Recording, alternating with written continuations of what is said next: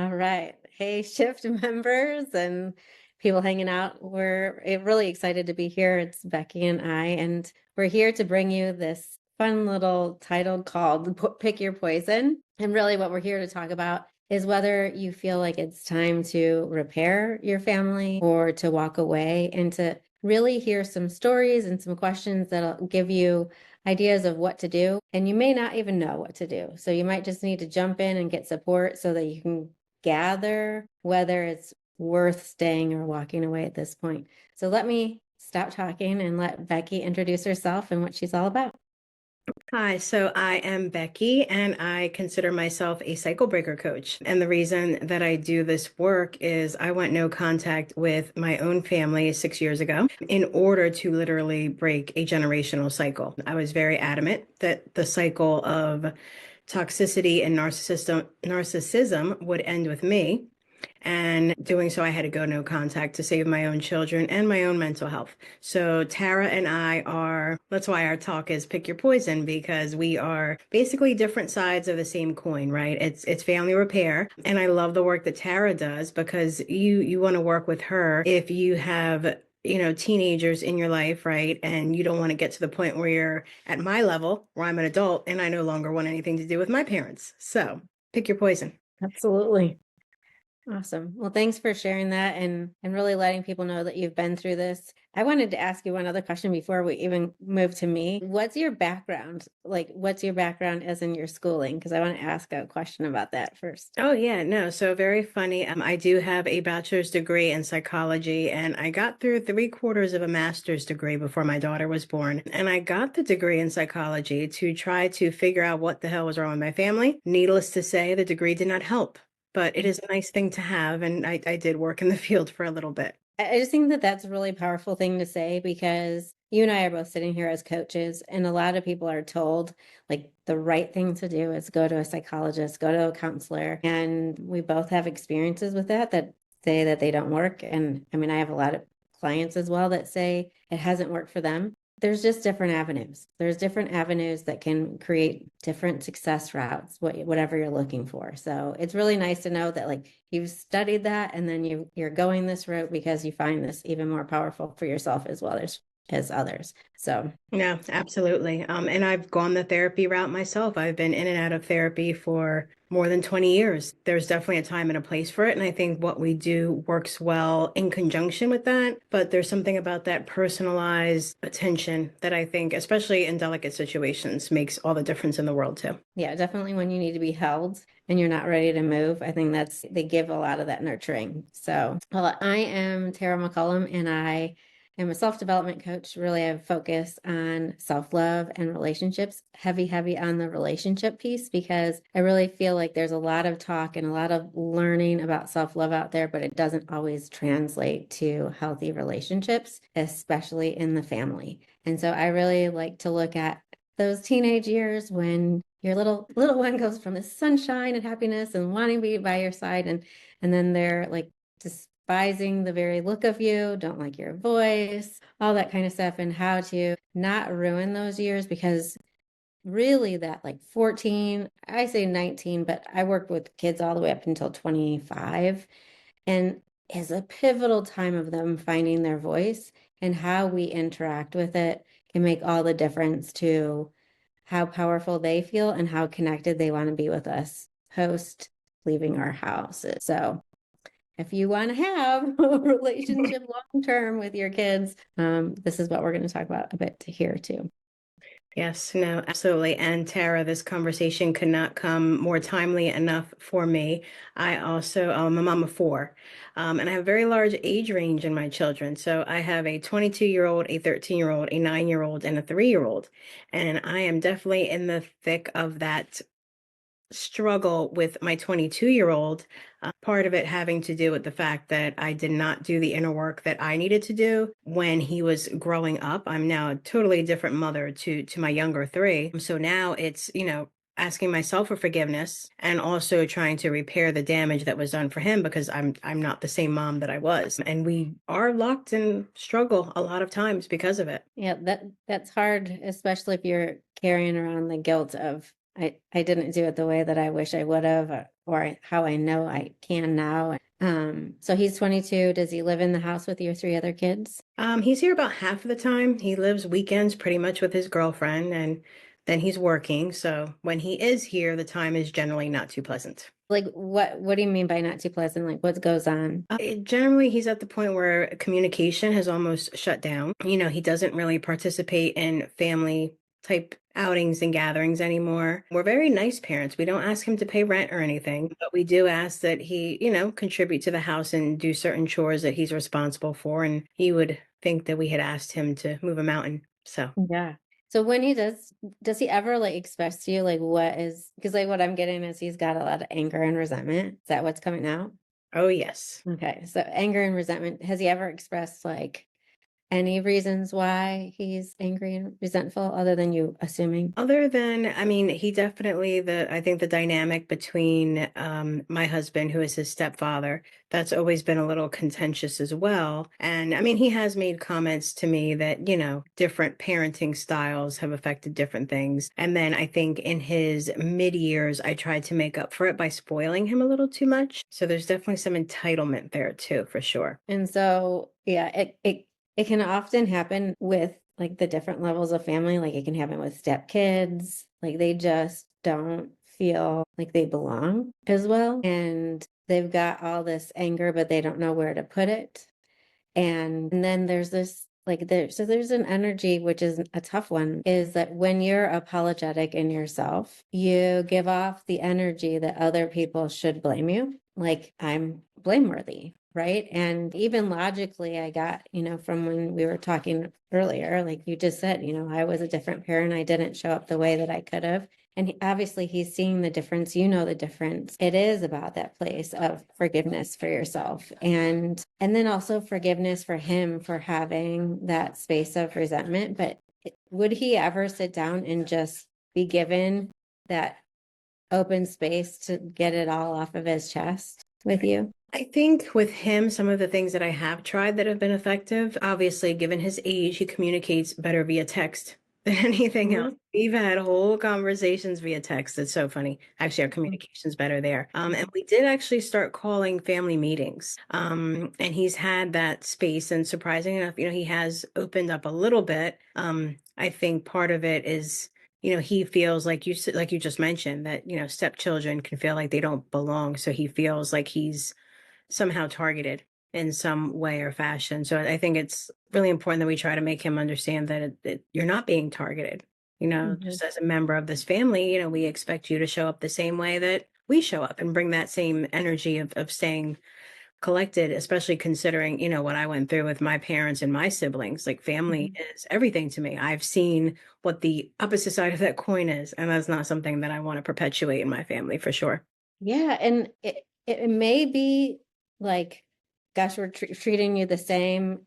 Doubt he would agree with that just because it's where he's at and what he's seeing. But it could also just be, I mean, I need to spend time with you alone. Like we need to foster a relationship because even though you want him to have a relationship with your husband, his stepdad, Mhm. does he call him his stepdad?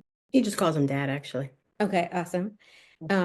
But there's a bond that you two share that's completely unique compared to everybody else. The other three kids are on the same page-ish, right? Everybody's gonna have some unique, but he's this like solo mio that's off kind of on his own. And I often find like they're just like, I'm frustrated and I don't even, there's like, it's beyond words, it's beyond what you used to do then. It's more of like I don't know how to belong. I don't know how to like bond anymore. Like I'm just an like an appendage that's being added and like and leaving, but I keep coming back because there's a hope. So instead of even like trying to fix anything, like what if you just went in and like found ways of bonding alone? Yeah, What do you no, and I think you're right. I think he definitely can have that, I don't want to say third wheel because he's not the third wheel. There's six of us in this house, but that energy of like, do I, not belong and that sort of thing. Especially since he's, significantly older than my other children. He was 8 when my second child came around. It's Mhm. definitely a strange experience for us all. It wasn't so much when he was younger, but definitely now that, he's moving into young adulthood with those responsibilities and I'm still changing diapers. Definitely a challenging dynamic. But yeah, no, when we're solo one-on-one, he's a big sporting fan. So when we do go to sporting events together and the energy is always amazing. And I remember this was, oh my goodness, now I'm just remembering when the world was shut down for the pandemic. He's also a big Star Wars kid. And he had been bugging me forever, like, let's sit down and watch all the Star Wars movie. And I'm like, well, we got nothing else better to do. We will sit, and we did watch all the Star Wars movies. And simple things like that truly did mean the world to him. And I think I needed that reminder of its. Yeah, like a lot of times as moms, especially like you created this whole family, like this extended family, and it's like this is all yours too. That's great, but that's secondary to like his bond with you. And we think like, oh, they're getting older, they don't want us, they're pushing us away. But so many times the opposite is the truth. They're just longing for that intimate connection that brings new memories up, but also lets them know that they're important enough. And if you bring that to him, like it'll be easier for him to bring the rest of the family together. And he may end up being the glue. But first of all, he needs to be bonded to you. No, and that makes complete sense. And I know part of the conversation that I had with the family as a whole that day was, bringing up my own past and saying, that I am, I don't speak to my parents and I'm not very close to my siblings. I was like, and I don't want that for us. We need to figure out how to communicate in order to be a nice, bond, because maybe in the teenage years in 2020, and you're the expert in this, I won't presume, but I know in those years, I wasn't thinking along those lines. But as I hit my 30s and now 40s, it'd be nice to be able to pick up the phone and have that bond that, I see other people my age have. And it's not there. And that's another thing I don't want for my children either, is Mhm. 20 years down the road, they regret that, we got to a point where the relationship was not repairable. Absolutely. And the difficult part with teens and 20s, like, and boys especially in their 20s are still teens. Yes. Sorry for all of those listening, but moms will know. Yes, we do. They don't know what it is that they need. And so it's this discovery space, but like just your energy is telling me like he's longing for that more than anything, and that will be the foundation that allows him to come around and be more respectful, because he is carrying a chip around his shoulder. And I can get from you're like, you don't have a place for it, you've had a really good life and we're still providing and all that, but it's not from entitlement or need or whatever, even whatever he's saying, it's from deeply needing a bond. And it's wild how soft boys can be. I'm just a boy mom. Like I only have boys, but it's really something so special to see like how much they're really open and willing to like drop all their guards and their toughness and their attitudes when they can get close enough to the person that gave them life, really. There's something every boy needs from their mom. So, I mean, there's a whole lot of things that we could talk about that you could say, but at this point, like I would just say that is the biggest thing. And then when you're together, like be the best listener. And most people like listening is an art, because It is an art. we often listen to like redirect, to point out like, yes, I encourage that, instead of like I always say, like listen with your eyes as much as you are your ears. Like really look at them with awe and wonder like you do your 3-year-old when he's sleeping. It's like the stare. No. Yeah. But there's something that happens when you look at your older boys like that. Like you still look at them with wonder. They rise to that place. They really do. So, yeah, that's what I got for you. Hopefully it works. Let me know. That is a good reminder, because I think, and again, I can see it given the age gap that I have, and I call them my bookends, because like I've got the two girls in the middle and the boy on either side. Girls are easier. I don't care what anybody says, honestly. But yeah, there's definitely, I don't know, like as boys age, I think we think that they don't require as much nurturing. And if I compare my 3-year-old to my 22-year-old, I'm like, yeah, like somewhere along the line, that sense of wonder that you described, that element for sure was lacking. So that was a nice little reminder for me to give him some wonderment and some encouragement. It was funny, I was just listening to a podcast and my daughters happened to be in the car, and this is well, apparently he's a famous coach. I hadn't heard of him before, but he was saying that he tells his children every single day, like they end their day with, let me tell you about you. You might know what Mm, I'm talking about. And then he'll tell them all the wonderful things about them. And mhm. my girls were riveted to that podcast to the point where like they were complaining because I put on a podcast. And I'm like, and they started listening to the man talk and they're like, oh, no, we want to finish it. Like they had to go and hop into dance class and didn't want to get out of the car because they wanted to finish it. So I had to promise to pause it and wait till they got back in the car. But I think, yeah, I think even as parents, even how we communicate with other adults. Like we need that reminder, like, let me tell you about you and how special you are and amazing. And I didn't realize that that's what I had been doing to myself growing up with a narcissistic parent. Like I had to like reprogram my own mind and said, let me tell you how awesome you are because there wasn't somebody else there telling you those things. So it's a good reminder that we need to, everybody needs, I think, that support too, for sure. So I appreciate it, Yeah, Sarah. Thank you. That gave you're me welcome. to be able to make everything kind of gel in one spot. I think, we know the things intuitively that we should do, but when we're in the thick of it, we can't see it. And it takes, I think, somebody outside and objective to point it out to us. Yeah, yeah, and we all need that, it's like it's why we as coaches have coaches, it's really important to have somebody coming in and helping you in different areas of your life, your business, whatever, because you're often in the storm or the thick of it, and like I am too. It really helps. And I just wanted to say one thing about the what you were just saying about, let me tell you about you. And I'm sure you do this, but just in case the people out there are listening, really get into specifics about how they impact you and how much you appreciate them. Like I like to say, it's gratitude is like surface deep, but appreciation like touches us and impacts us. Like letting them know specifically when you did that, like it stopped me in my tracks. Or when I saw you talking to that person, like where did that come from? It's that place. It is the wonder, but we often, even with ourselves, it's like, oh, you're awesome. Like, well, yeah.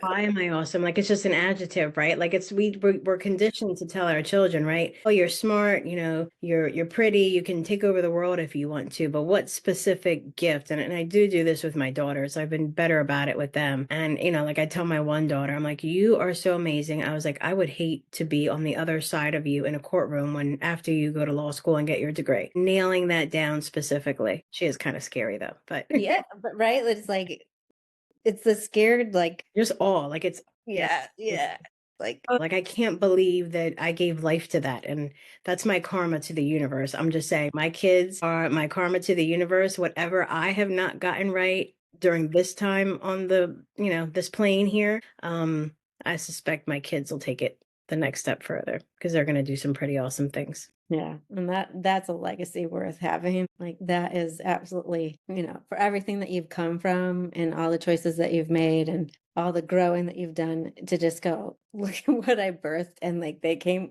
out fierce. They came out fierce. They definitely came out with my stubbornness and my grit for sure. I can't. It's like arguing with little miniature versions of myself. It's I just want to tell people there is hope no matter what circumstance, what your background is. I think that there's always, and I think that's what the shift is all about, right? The possibility for change, for opportunity, for growth, even if what you've been doing is what you've always done, but you see it's not working. So, time to shift the perspective a little bit, right? Absolutely. Shift the perspective and shift your reality. Agreed. So, Tara, I know that we've talked previously, and interestingly enough, given the work that you do now, you went through a period of going no contact with your mother, I believe it was. With my mother and my stepmother and a little bit with my dad as well. Yeah, it's so like my mom was from the age of 4 and the like I didn't realize until like recently that I've carried around like some guilt of at 4 years old. I went in and they had me talking to the judge and I remember lying to the judge about my mom because I didn't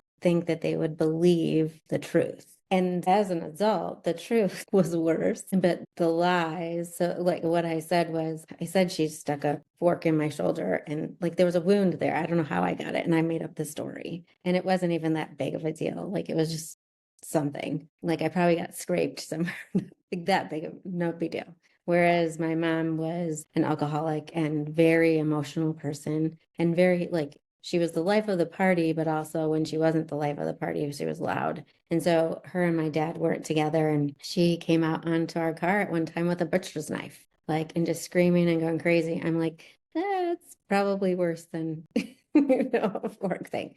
But so, I carried that around, but I didn't see her. I lived with my dad and my stepmom, and my stepmom was wonderful until she had their daughter. And then everything changed. And I was like 5, almost 5 when my sister was born. And like I became like the stepsisters in Cinderella, or like Cinderella, right? Like I was dusting and cleaning and had a little stool I had to put in front of the sink and wash dishes and all the things. And just was this terrible kid to her, whereas I was the loved one prior to my sister arriving. And so once like I got a little bit older, like I was always the type of person who I was like, what else? Like it was ingrained in me, like what else is possible? So I was emancipated at 15, lived with my step grandmother and then my aunt and then my grandmother. So I was emancipated, but also supported. So I didn't have a lot of contact with either one of them then. And I remember my dad was my best friend, like my very, very best friend. And my stepmom and my dad's marriage fell apart. And my dad came to me and he said, I need you to go apologize to your stepmom because otherwise this isn't going to work and it's your fault. And I remember like at this point, I was probably 16, almost 17, and I knew better in my head. I knew better. But it was like my world was shook and my cells changed in that moment. That moment will never leave me. Like, and there's something that like for a long time kept coming up. I could have done something different, but I wouldn't, or my dad always felt that way. And so that relationship with my dad was not forever damaged, but I just saw him different. I saw him as fallible. I saw him as somebody who was willing to like climb on the shoulders of his kid in order to save something that wasn't worth saving. Like he should have walked away a long time before that. I could only tell you the things that went on in that house and that he was part of. And so after that, like I went off to college and did it all on my own, didn't have much contact with anyone. And then I say like I went no contact like unconsciously because even though that was like choices, I then met somebody online when like the online wasn't really online yet. It was like beep, beep, beep, like all this, like one chat room, like there weren't multiple places that lived in England. We fell in love and I moved to England. And I remember thinking, I just need to leave all of it. I need to leave my mom's family because I was terrified that if I ever got married, like how I would have these 3 people in the same room. Like I remember going to bed, wanting to get married one day, but terrified of the wedding. And so I moved to England and got married in England with 16 people there. Not really a great place to start a relationship, running away, but heck, I didn't know that's what I was doing. And he helped me to run away from the church. And so this is something we haven't talked about, but like I ran away from the church because like in leaving my family, like the church became my family and it kept me safe. Like my partner now, he's always like, you need to be grateful for the church because it helped you when you didn't have anybody to help you and it gave you rules and guidelines and everything. But I remember at one point applying for a job within like Campus Crusade for Christ, and they asked me if I believed God told me to do one thing and my leader told me to do another, and this isn't in an interview, which would I would do? And I said, I would listen to my own relationship with God. And they said, no, you should listen to the leader because they have been ordained into that role and they've been given the voice to speak for God. And I thought, that's how lots of bad things happen. At the time, I was like this people pleaser and pretty mousy and quiet. And they called me bold and like rebellious. And I thought, are you talking about the same person? Not me. And so I just like I had to like come to terms with the fact that when you do listen to that inner voice, often people are gonna think that you're bold. Wrong is really what they wanted to say, that you're wrong. Like, because what is wrong with bold? Let's be real here, and having your own mind and connection, whether it's with God, source, yourself, like, because who's supposed to have a relationship with yourself, right? So yeah, I left for a really long time. And to wrap it up, like I came back. I lived in England. My mom, I'm trying to think, before I left for England, my mom died and I wasn't beside her. And then I went to England and man, I just don't even know that. No, I moved back and my dad died. Like my parents both died pretty young. And then my stepmom, who did a lot of the abuse, was still around. And for a long time, I wanted nothing to do with her. But eventually she has apologized. It hasn't been so much of a direct apology. There's been little ones, but she was just a changed person and energetically, because people can apologize. Yes, And then energetically, they're lying. whereas at first she didn't even apologize, but I was like, she's changed. And so she's very much in my life and in my kids' lives now. And there's just a repair that really was preempted by her internal remorse. And she did, she's with her like a different husband and had, gosh, my dad and her had two more, and then she had two more, and she parented different. But she said, I parented different. And like, I'm forever repenting for what I did to you. And there's nothing that I can do with them or you that will make up for it, but I will forever hope I can. So I think it takes that other side, Yeah. having that awareness. Yeah, and I can't believe how similar our stories, kind of intersect in that with the blended families, and I think just all the different energies that that brings. Like going through all that, knowing what you know now, and you subconsciously, you didn't consciously say, "Hey, I'm never going to speak to you again," right? But like if you had to go back and think about the type of supports that you would need, like what would that look like for you? I know you said you had the church and other relatives too, but what do you think was lacking that you had to go back and then repair? It's such a good question. I had the church for like, they gave me rules and they gave me friendships, right? So it wasn't at all what I was going through. And even in my relationships, like I've learned all the way throughout my life, like it's done, it's over, you don't need to talk about it. Counselors often would talk about the pain and validate me in it and not give me a way out. So I created my own way out. But I think that I would have loved somebody to come in and say, what do you need? And let's look at how you can create that in your life. Let's look at how you did create, like kind of bring to the forefront the way that I function instead of everybody else's badness towards me. Like sometimes when you're going through trauma, like it becomes all about the other person and you get lost. And it's like, well, I think that like I didn't have the words when I was young, but I just wanted to scream at somebody. I'm not just a victim. I'm looking for a way to be myself and a way to have a totally different experience. And I would have loved to have had somebody come alongside me and say, we're going to create this on your terms. And we're going to look at all the different ways that could possibly happen so that I didn't have to run away across the world. And I don't regret it, right? Like, I don't regret it at all, but it brought its own drama and trauma for sure. That possibly wasn't needed, definitely wasn't needed. And, it's like we can't go back and change it. Like created my kids and it created your first kid. But it's like, gosh, wouldn't it have been nice to like bend time? And if I had somebody, I think they could have bent time with me. Yeah, no, it's funny that you bring that up because my series that will be coming on the Shift Collective too is actually going back and doing that inner work, reclaiming your inner child. And I think that's what you were just describing. It's going back and saying, hey, what does 4-year-old Tara need or a 10-year-old, wherever the age is at where the most damage was done, and reclaiming that space, because you're right. I mean, I have talked to a lot of people who very much wear their victimhood like a badge of honor. It's like, Mhm. this happened to me, and because it happened to me, I can't be anything other than that. And I was guilty of it too for many, many years. I used to literally call myself a walking statistic. Like that's the label that I applied to myself. I came from two parents who didn't graduate high school. I was a teen mom myself. I dated a lot of horrible people, and I was like, this is just my life until there was, that spark that said, nah, we're not going to do this way anymore.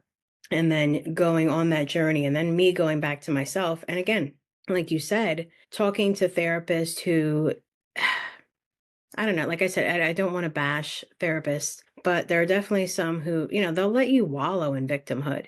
Like, you're a victim of your circumstance. And it's okay to acknowledge those feelings, I think, and it's okay to name them, experience them, but the goal is to move through them. And when you're just stuck in that energy, and I was a people pleaser too, it's like, okay, what else can I do now? How do I fit in here? How do I make this person like me? Because when you're raised by a narcissist, you are literally conditioned from childhood to be a people pleaser. You learn to thrive in a chaotic and toxic environment, and you're wired to actually crave that. Yeah, So, and otherwise you're not safe. no, because you're not safe, Right.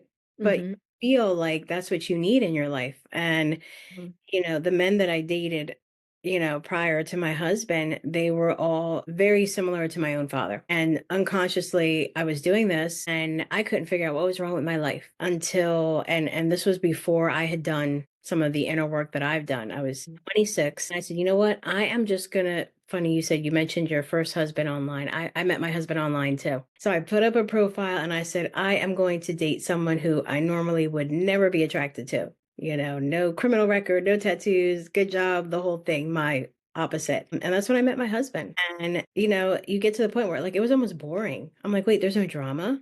Yeah. I was like, you're like normal. And I kept waiting for like this weird thing to happen because I'm like, there's got to be something here. Like, this can't be this easy, right?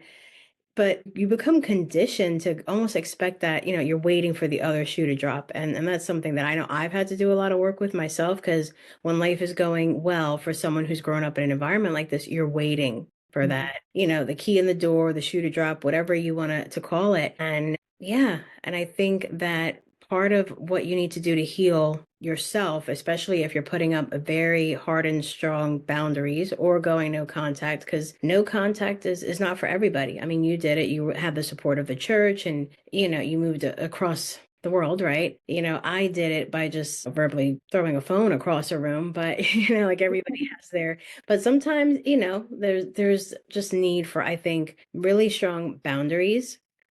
And I always tell people too that there's a difference between a request and a boundary. And the way that I illustrate it is the one that I tried to do with my own parents. Both my parents were smokers, and one of my children has a lung condition. This is what facilitated the no contact. And I used to request that they not come to my house having smoked a cigarette.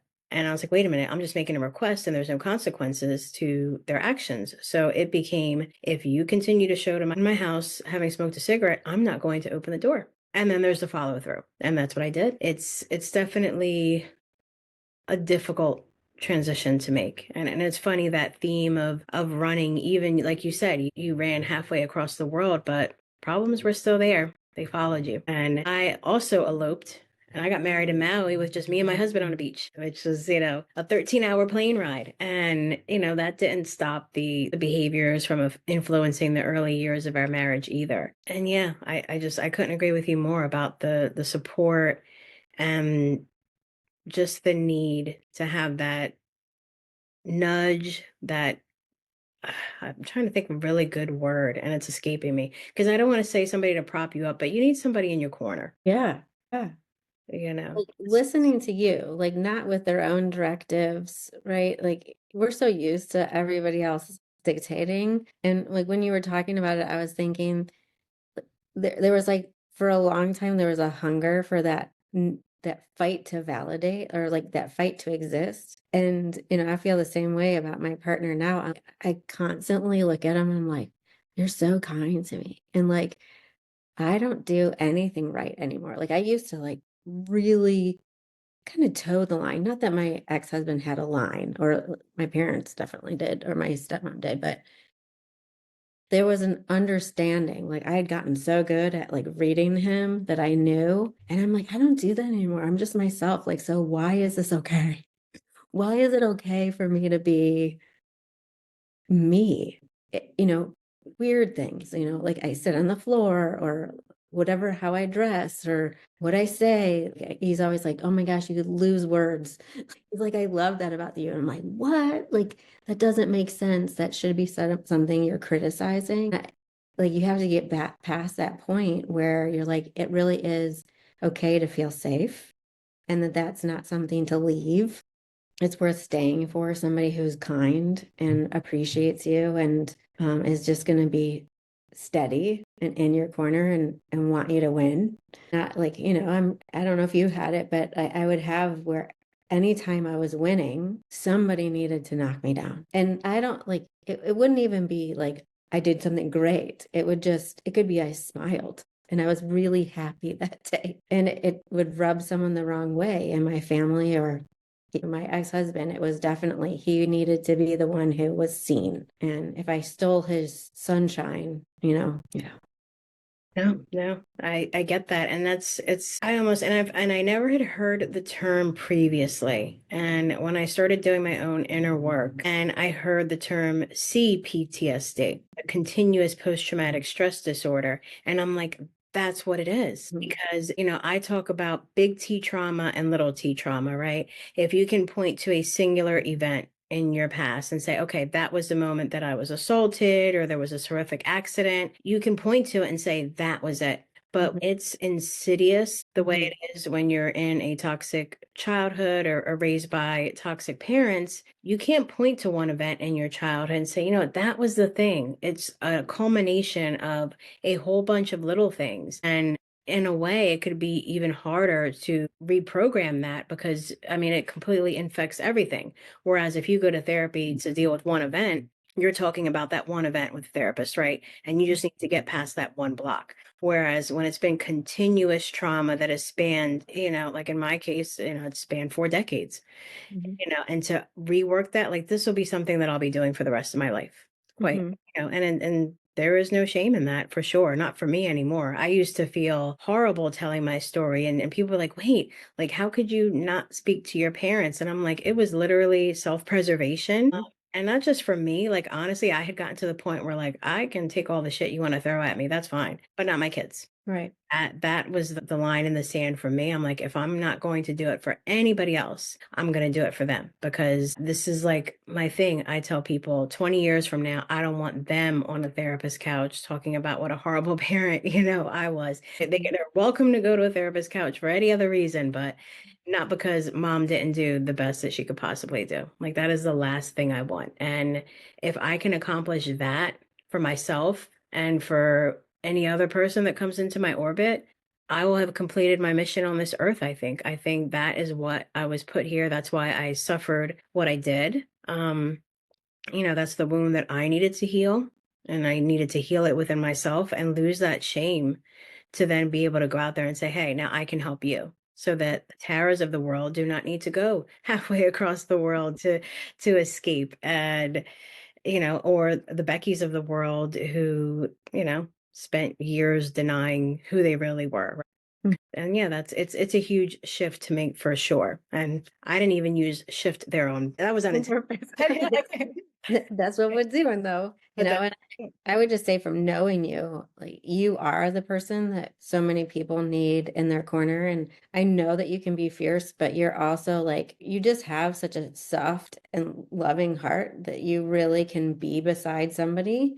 And I know, but it's the truth. And I think it's what people need. They need both. They need somebody who's like, okay, I've got you and you're safe here. Like you really, this isn't just about healing. We're like really, I feel like we unearth or extricate somebody from like a cave that imploded.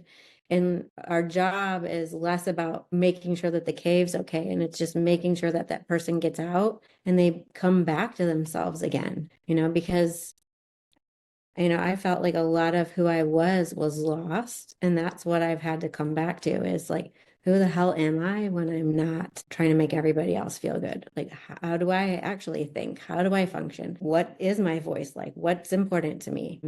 Did you ever have times where somebody would ask you, like, what do you want? And you're like, what do you want? And because I don't know what I want. All the time. Still do it. Yeah, ask my husband when he says, "What do you want for dinner?" I don't know. That is Yeah. our married life arguments for sure. It's like, don't ask me what I want. Just pick something, pick what you want, you know. Yeah, no, definitely those little things are like, but I love that analogy that you used about the cave, that it's not about the cave being intact, the work that we do. It's about making sure that you come out of it whole. Because you know what? You could always make a new cave, right? This is it. This is it. You know, Yeah. you're only one you. And I think that was some really powerful stuff. Yeah. I I love talking to you. had to pause and reflect. Like I thought about it and I'm like, it took like a good 30 seconds to hit. And then I'm like, shit, yeah, that was really good. But no, that is definitely the work that we're doing. We can always repattern, rework, rebuild. Actually, rebuilding is something that I'm big on too, because I've had to rebuild my life, rewrite my story as you have also. And I think, you know, if I were to close this and talking about the pick your poison, Mhm. my poison is, hey, you're severing things that no longer serve you and you're trying to repair. And yeah, and I think both have their place and are super important. And I had something else really profound to say, and I don't remember what it was, but I think that just the work that we both do is so complementary. It's like your preventative care Mhm. almost for family relationships. And I don't know, I guess I'd be the one to call, when you're sick and on life support, right? Yeah. Yeah. And I think the one thing that we have, like, that's that middle of the coin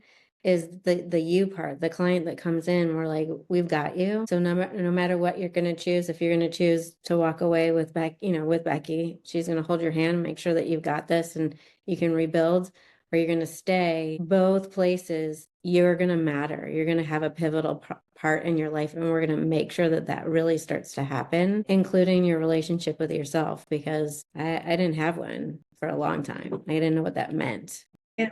And the work that I think we do and every other speaker that's going to be talking is if you don't have a relationship with yourself, you can't have a relationship with anybody. Hmm. That's what it boils down to. That's what the whole shift is, right? You've got to take care of you so that you can pour into other people, no matter Yeah. what that looks like.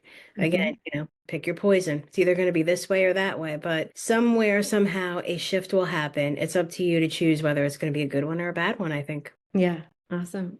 Thanks for hanging out. Thank you for this. I'm definitely going to go back and utilize some of those strategies with my son, and just keep working on that relationship. And of course, I will lean on you when I need to. Yeah, and thank you. It's helped me just to even look back at it in a different way. And before us talking, I didn't even realize like that's what I really did. I would have never identified with breaking cycles or walking away. And I was like, oh my gosh, I totally did. Yeah. And there's no shame. Like, Amazing life that your sons have now, even though, you split from your previous partner, like they're growing up to be amazing human beings despite mhm, what you may have gone through. And that is a huge credit because many people just run with that cycle and continue to raise hurt people. So mhm.